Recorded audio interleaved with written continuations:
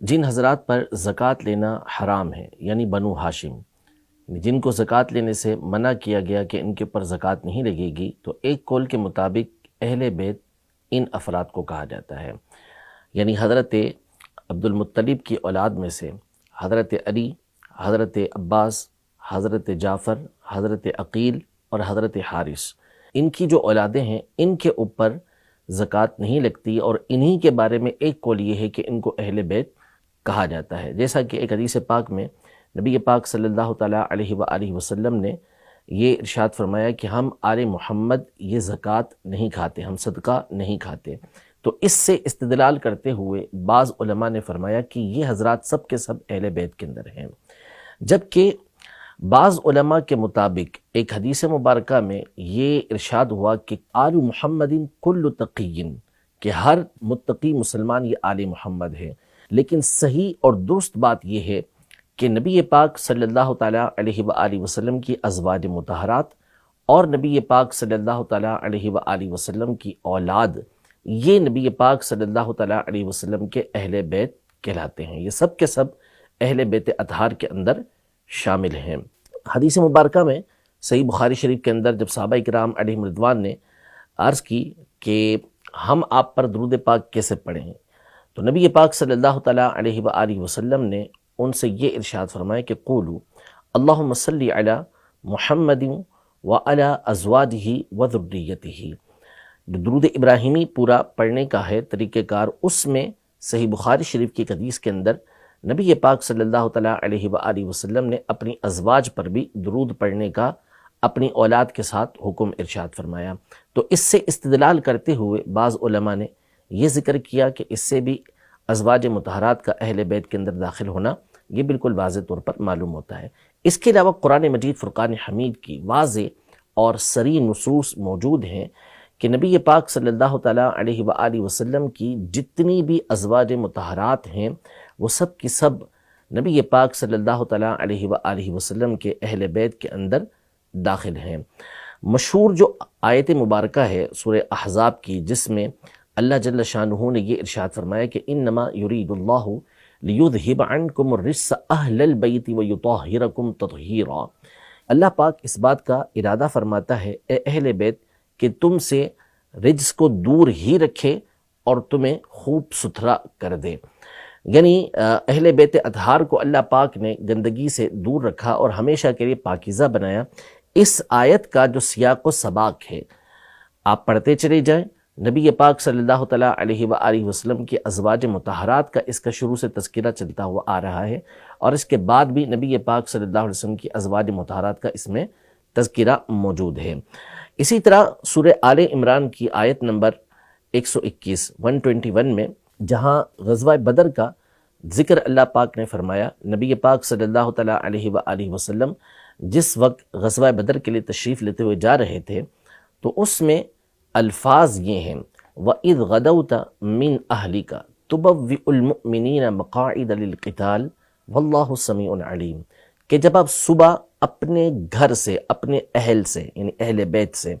صبح کے وقت آپ نکلے اور جو لشکر تھے، جو لڑنے والے تھے، ان کو، مومنوں کو آپ لڑنے کی جگہ پر بٹھاتے رہے۔ واقعہ تو تفسیری ہے، اس میں جو استدلال ہے وہ یہ ہے کہ یہاں یہ ذکر کیا گیا ہے کہ نبی پاک صلی اللہ تعالیٰ علیہ وآلہ وسلم اپنے اہل سے صبح کے وقت غزوہ بدر کے لیے تشریف لے کر گئے۔ یہاں اہل کا لفظ استعمال ہوا جس کو اہل بیت کہا جاتا ہے، اور واضح طور پر یہ آیت مبارکہ اس وقت نازل ہوئی کہ جب حضرت عائشہ رضی اللہ تعالیٰ عنہا کے گھر سے نبی پاک صلی اللہ تعالیٰ علیہ وآلہ وسلم یہ غزوہ بدر کے لیے تشریف لے کر گئے۔ صحیح بخاری شریف کی حدیث مبارکہ موجود ہے، سیدہ عائشہ رضی اللہ تعالیٰ عنہا یہ ارشاد فرماتی ہیں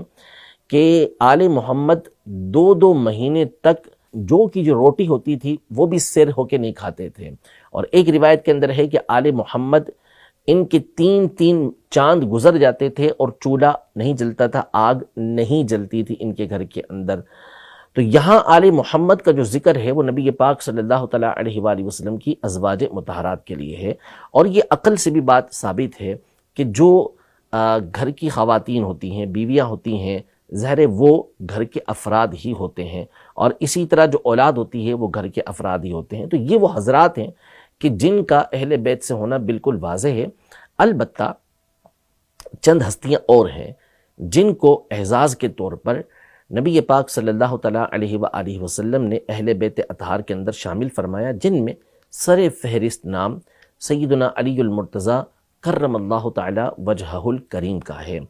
کہ جب یہ آیت مبارکہ نازل ہوئی، نبی پاک صلی اللہ تعالیٰ علیہ وآلہ وسلم نے حضرت سیدہ فاطمہ زہرا رضی اللہ تعالیٰ عنہا، حضرت سیدنا امام حسن، سیدنا امام حسین اور مولا کائنات مولا مشکل کشا حضرت علی المرتضیٰ کرم اللہ تعالیٰ وجہہ الکریم کو اپنے ساتھ ایک چادر میں دیا اور اللہ پاک کی بارگاہ میں یہ عرض کی کہ یا اللہ عز و جل یہ میرے اہل بیت ہیں۔ تو اس میں سیدنا علی المرتضیٰ کرم اللہ تعالیٰ وجہہ الکریم کو بھی نبی پاک صلی اللہ تعالیٰ علیہ وسلم نے اہل بیت کے اندر شامل فرمایا۔ تو یہ سب سے اعلیٰ ہستی ہیں کہ جن کو نبی پاک صلی اللہ تعالیٰ علیہ وآلہ وسلم نے اہل بیت کے اندر شمار کیا۔ اس طرح اور صحابہ کرام علیہم رضوان ہیں، لیکن ان کو دوسرے لحاظ سے اہل بیت کے اندر نبی پاک صلی اللہ علیہ وسلم نے محبت کے طور پر ان کی قربت کی وجہ سے اپنے اہل بیت کے اندر شمار کیا، جیسے سیدنا سلمان فارسی رضی اللہ تعالیٰ عنہ کہ مستدرک حاکم کی حدیث مبارکہ ہے، نبی پاک صلی اللہ تعالیٰ علیہ وسلم نے ارشاد فرمایا کہ سلمان یہ ہمارے اہل بیت میں سے ہیں۔ اسی طرح معجم کبیر طبرانی کی حدیث مبارکہ ہے جس میں نبی پاک صلی اللہ تعالیٰ علیہ وسلم نے حضرت سیدنا جریر بن عبداللہ البجلی رضی اللہ تعالیٰ عنہ جو صحابی ہیں، ان کو بھی ارشاد فرمایا کہ جریر یہ ہمارے اہل بیت میں سے ہیں۔ تو ان کو تکریم کے لیے، تعظیم کے لیے اور ان کی فضیلت کو بیان کرنے کے لیے نبی پاک صلی اللہ تعالیٰ علیہ وسلم نے